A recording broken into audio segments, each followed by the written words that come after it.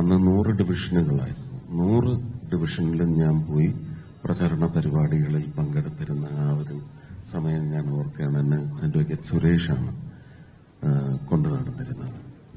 അപ്പോ അതുപോലെയുള്ള ഒരു പ്രചരണത്തിന്റെ ആവശ്യം ഇപ്പോൾ ഉണ്ടെന്ന് എനിക്ക് തോന്നുന്നില്ല.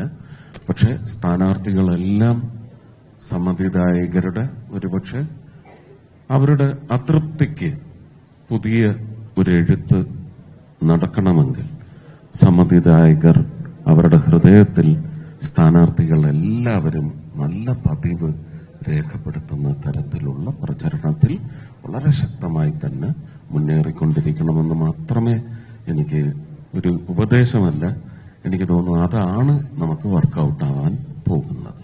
നമുക്ക് ഇംപ്രസ് ചെയ്യുക മാത്രമല്ല, നമ്മളെ കൊണ്ടേ ഇനി ആവൂ എന്ന് പറയുന്ന ധാരണ ജനങ്ങൾക്കുണ്ടെങ്കിൽ ആ നമ്മളിൽ ഞാനൊരാളാണ് എന്ന് ശ്രീ മധുവിന്, ശ്രീമതി ശ്രീലേഖയ്ക്ക്, അതുപോലെ തന്നെ എല്ലാ സ്ഥാനാർത്ഥികൾക്കും അതിന് കഴിയണം.